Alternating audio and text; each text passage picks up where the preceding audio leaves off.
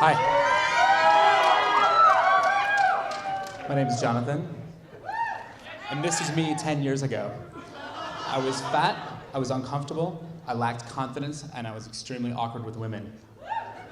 Not long after this picture was taken, my friends invited me on a bicycle touring trip. It was 4 days of panniers full of camping gear, 40 miles a day, added up to 160 miles of dragging ass behind my skinny friends. But riding bikes sort of lit a fire in my legs and in my brain, so a few years later when my girlfriend out of college said, "I'm gonna do a sprint triathlon," I said, "That sounds like fun." Wrong. The biking was fun, but the swimming before it was miserable. But somehow the whole equation was extremely addictive and actually outlasted the relationship.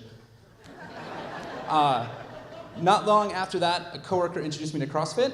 It started off very slowly and it was brutal, but I finally started feeling the rhythm of this whole fitness thing. So soon after that, I was on a date with a new triathlete who said, "Hey, let's do a half Ironman." And I said, "Okay." And things kind of escalated from there. All along, CrossFit continued. No, I'm confused.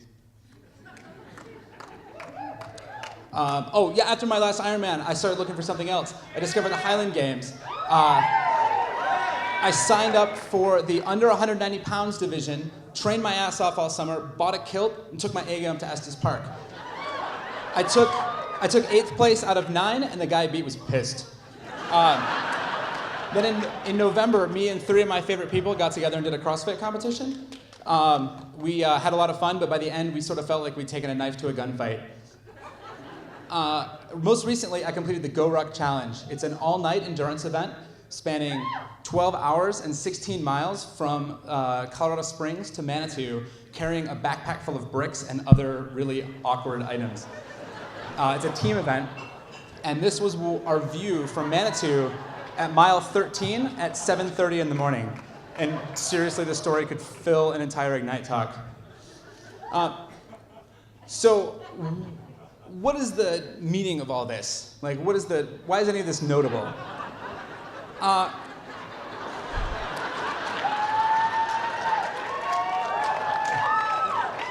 So I've been reflecting on this a lot lately, and what I've realized is that these things have made me better at everything I do. Superficially, they've made me better looking. The guy on the first slide was always trying to get into shape, and when he finally did, it sort of happened. It was an accident. Secondarily, it's made me better at my career. The guy on the first slide was getting ready for 50 years in a cubicle somewhere in the Midwest, and now as my ambitions have grown, I know that's never going to happen to me. Having all of this sort of real-world data around each of these events, I know exactly where the ends of my interest are. I have no desire to do an ultra-marathon, not because I don't think I could finish it or because it's too hard, but because it sounds boring as shit.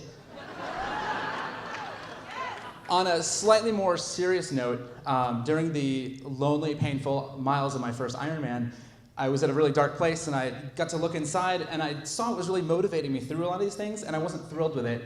And that's actually given me a really great opportunity for personal growth. So that was pretty fun. And I've also learned that life's everyday challenges are still hard, but they're never insurmountable. Because after forcing sunburnt legs through the last 2 hours of an Ironman, that heart-wrenching conversation with a significant other is still really hard, but you know you can make it through to the other end, and you will probably be a stronger person because of it. Expecting more. And after telling a team of tired and hungry cohorts that they might have to carry a 50-pound suitcase up 2 miles of stairs, that uncomfortable talk with an employee or a boss is a lot less uncomfortable. And after throwing a bale of hay 23 feet in the air, giving an Ignite talk is still pretty scary, but at least the slides can't fall on you. At least I hope they can't. So this is me today. I'm the VP of Engineering at a venture-backed tech company. I'm full of something that looks a lot like confidence. I'm willing to try anything. I'm still pretty awkward with women, but there's no silver bullets. And I genuinely believe that this is a journey that anyone can take. And if you need a little push from a friend the way I did over and over and over again, then feel free to find me on Twitter and let's do an adventure race this summer.